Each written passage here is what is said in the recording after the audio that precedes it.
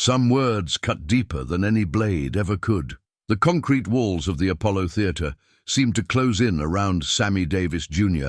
as he stood frozen in the narrow backstage corridor, one hand gripping his dressing room door.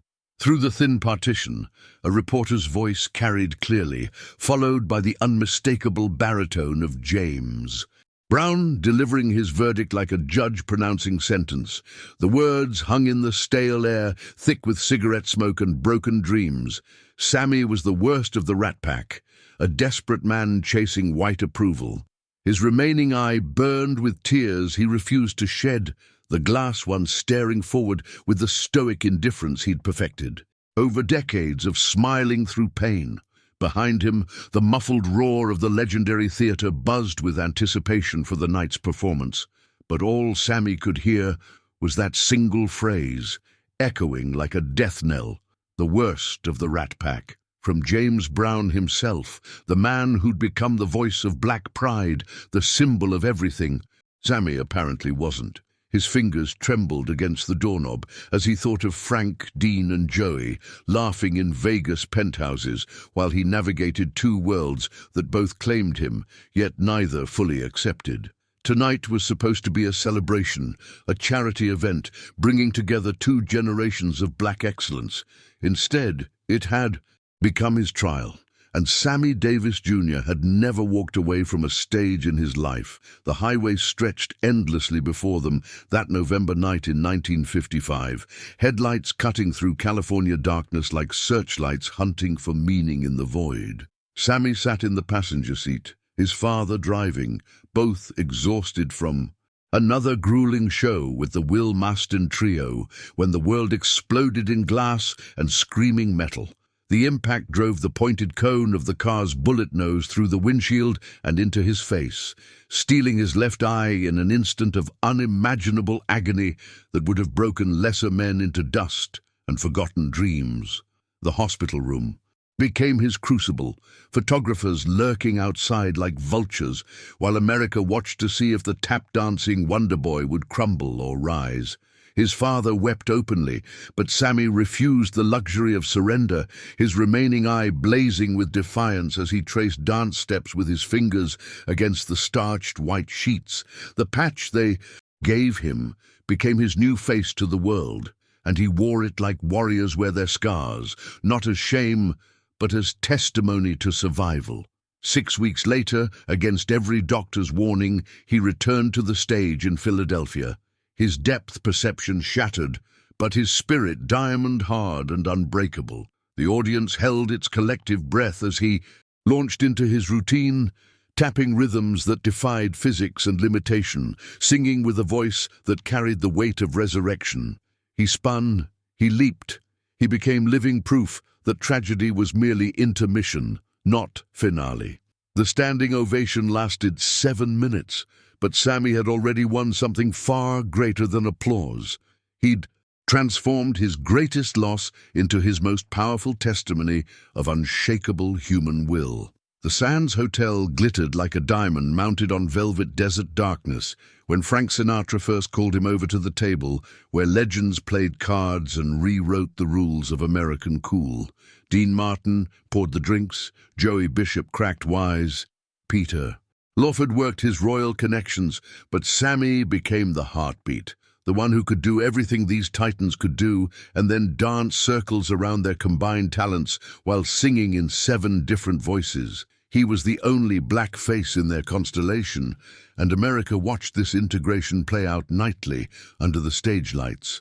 Some cheering the barrier-breaking brotherhood, while others sharpened their knives in the darkness. The black community split down the middle like wood under an axe, half celebrating their ambassador in forbidden palaces, half condemning him as a traitor sleeping with the enemy. Letters arrived at his dressing room calling him race betrayer, Uncle Tom, the pretty pet that white men patted while police dogs tore through Birmingham streets. He read every word, feeling each accusation like fresh glass in old wounds, but Frank stood firm beside him, telling reporters that Sammy was the greatest entertainer alive, the most talented man breathing American air. But talent couldn't silence the whispers that followed him through Harlem, couldn't warm the cold shoulders at black nightclubs where his own people turned their backs. He dated white women because his heart chose without permission, converted to Judaism, seeking spiritual truth in ancient wisdom, and wore custom suits that cost more than most families earned in months.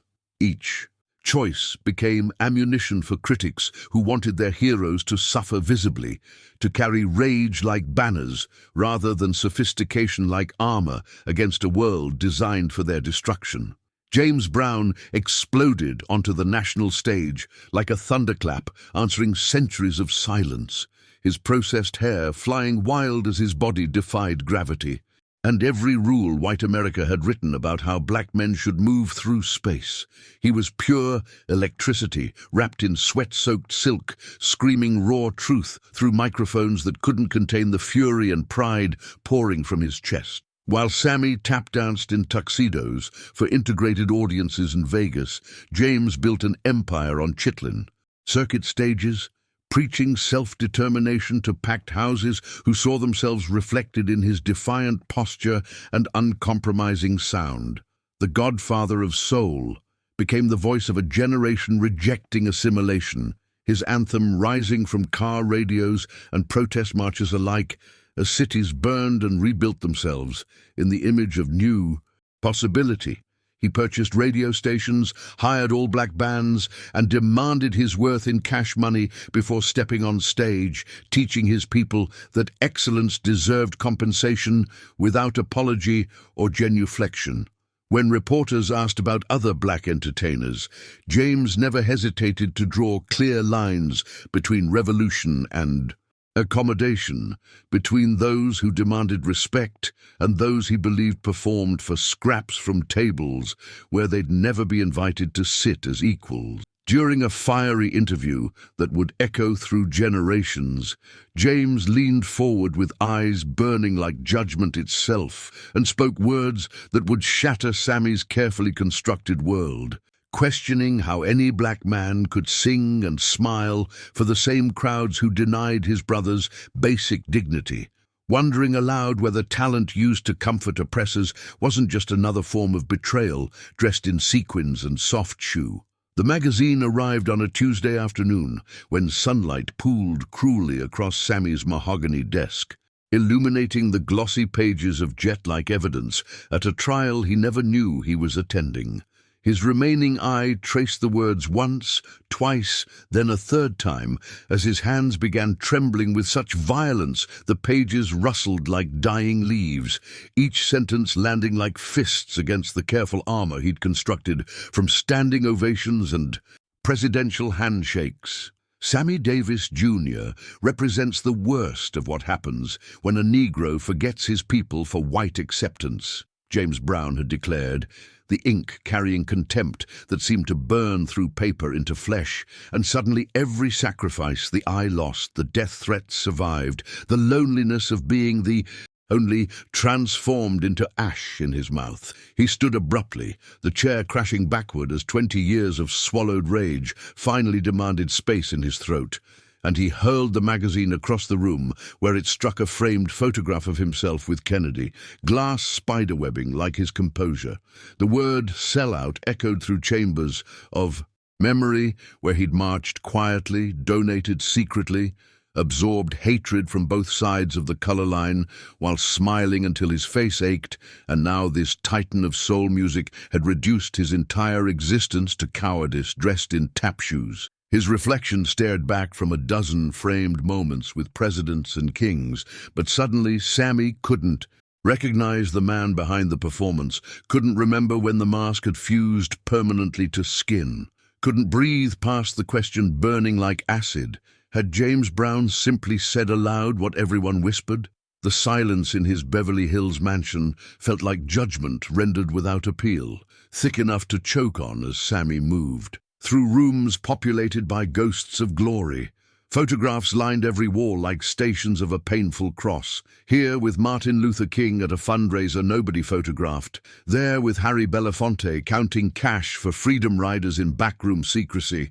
Everywhere the evidence of a man who'd bled quietly while the world demanded he dance louder.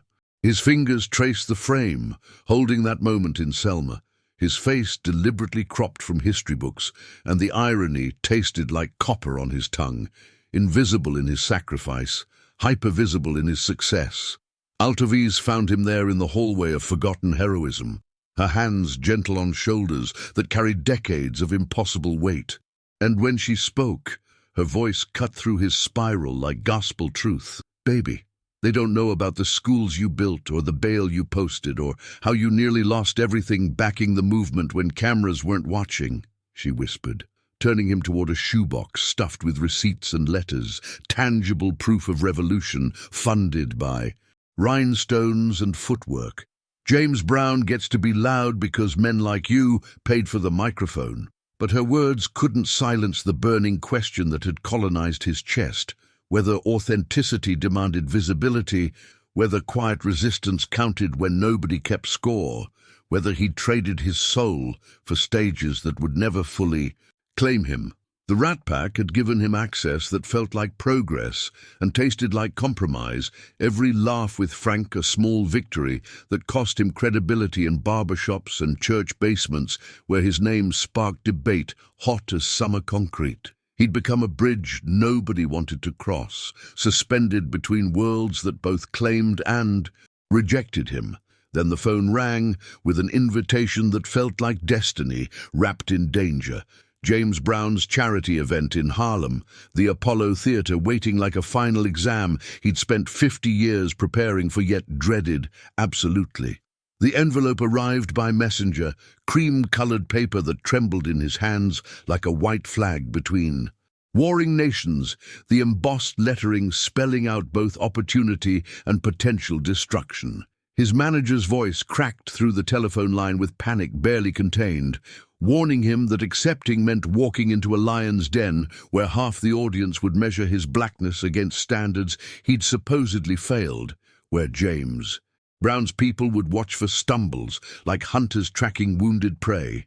But Sammy held that invitation against his chest and felt something ancient stir, the same defiance that made his father dance through Jim Crow, the same fire that rebuilt him after the accident stole his eye, the electricity that once made impossible stages bow to his genius. Frank called from Vegas, his voice rough with concern and something like fear, telling him he had nothing left to prove to anybody, especially not to critics who'd never walked his tightrope between survival and surrender. Dean sent flowers with a note that read, "You're already the best," while Joey Bishop's telegram begged him to reconsider this potential public execution. But Altovise understood what the men couldn't, that this wasn't about proving anything but rather about finally, completely, being seen for everything he'd carried in silence, the full weight of his choices laid bare under Apollo lights that had witnessed every shade of black excellence and struggle. He spent 3 days alone in his rehearsal studio, building a set that would crack open his chest and let decades pour out, selecting songs that mapped his journey from minstrel expectations to complex truthfulness. The medley became a prayer and confession combined. Each transition a chapter in the autobiography his body had written through a lifetime of performance that doubled as protest. His voice, weathered now but somehow more honest, wrapped around melodies that traced the geography of his identity.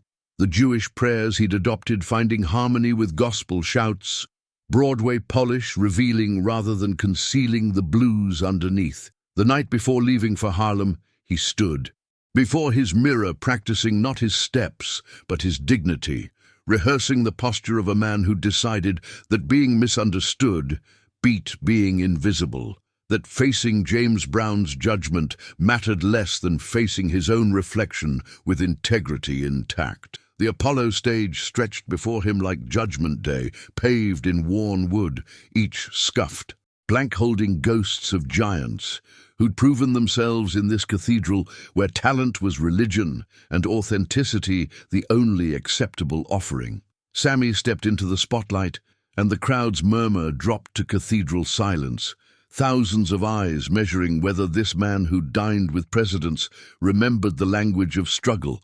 His body had been born speaking.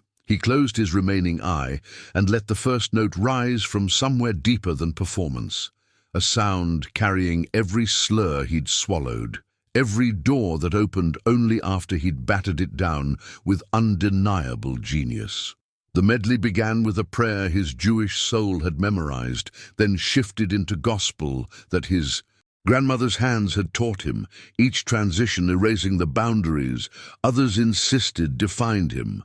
His body moved with the authority of someone who'd survived being too much and never enough simultaneously, tap shoes percussion against wood that had felt Ella's grace and James's fire. The audience leaned forward as one breathing organism, recognizing something beyond entertainment.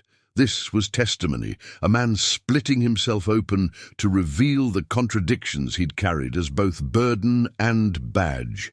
When he hit the high note that bridged Broadway's shine and blues truth, women in the front rows wept openly, and men who'd come to judge found their arms covered in goosebumps that didn't ask permission. From the wings, James Brown stood frozen, his famous footwork stilled by the recognition that courage wore more faces than his philosophy had allowed space for. The final verse of his closing number rose through the Apollo like smoke from sacred fire, Sammy's voice cracking not from weakness, but from the weight of finally being. Seen whole, he spread his arms wide as the last note hung suspended in electric air, and the audience erupted with a force that shook the balconies, their standing ovation not polite appreciation, but absolution granted and received. His chest heaved with the exhaustion of a man who'd just run toward danger instead of safety, sweat painting dark. Continents across his silk shirt as flowers began landing at his feet like offerings on an altar. He bowed once, twice, 3 times, each dissent an acknowledgement that their judgment mattered more than any presidential handshake ever could. James Brown remained motionless in the wings, his trademark processed hair catching stage light as tears carved shining paths down his proud face. The godfather of soul had built an empire on certainty, on knowing exactly who served the cause and who betrayed it. But Sammy's performance had demolished those clean borders with the complexity of lived truth. He watched this smaller man command a space that couldn't be measured in square footage, recognizing belatedly that Sammy had been fighting the same war on a different, perhaps more treacherous front. Brown's hands, usually so quick with rhythm, trembled slightly as he realized courage sometimes meant standing alone in rooms that wanted to swallow you, smiling while bleeding internally. The applause continued rolling like thunder that refused to break, young brothers in dashikis, standing beside grandmothers in church hats, all barriers dissolved in recognition of sacrifice they'd been too quick to dismiss. Sammy stood center stage, drinking in this moment, storing it against all the nights he'd questioned whether the cost of his choices had bankrupted his soul. This wasn't vindication, it was more complicated, more honest. This was being seen in full dimension by people whose opinion shaped his reflection. The Apollo had rendered its verdict, and for the first time in years, Sammy felt the weight of performance lift slightly from his shoulders. James Brown moved through the darkness of the wings like a man walking toward his own reckoning, each step dissolving the armor of certainty he'd worn for so long. He reached Sammy as the applause still thundered, and without words pulled him into an embrace that acknowledged everything their public feud had refused to say. "I was wrong about you, brother," Brown whispered against Sammy's ear, his voice breaking like glass under pressure. "You might be the bravest cat I ever met, fighting their fight from the inside while I hollered from the outside." Sammy's shoulders shook as he held on to this moment of understanding, 2 warriors finally recognizing they'd been guarding different gates of the same fortress. They stood there under naked backstage bulbs that cast shadows like history itself, Brown's tears falling freely now as he gripped Sammy's shoulders and looked into that good eye with newfound reverence. The younger performers gathered in respectful silence, witnessing not just reconciliation, but the bridging of philosophies that had fractured their community for years.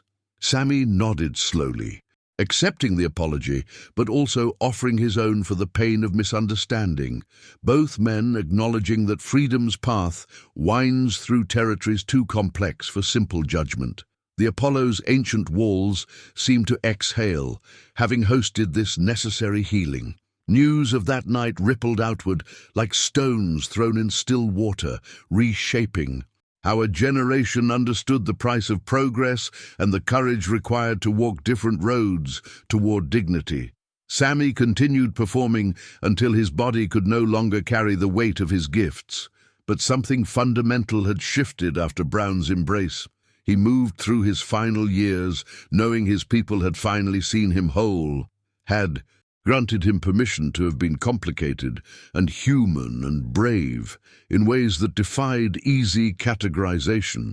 When he took his last bow, he left behind not just recordings and film, but a lesson carved in scar tissue about the 1,000 ways to fight for your people's soul. His legacy became a mirror held up to America's conscience, reflecting how survival sometimes demands dancing in enemy territory while never surrendering your heart.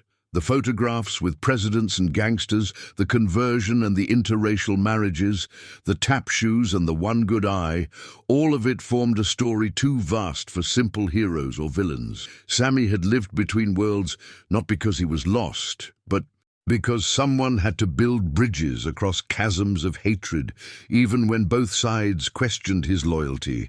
He proved that dignity could wear 1,000 faces, that courage sometimes looked like a smile held despite the blade between your ribs, and that being fully yourself required more strength than any single path could measure.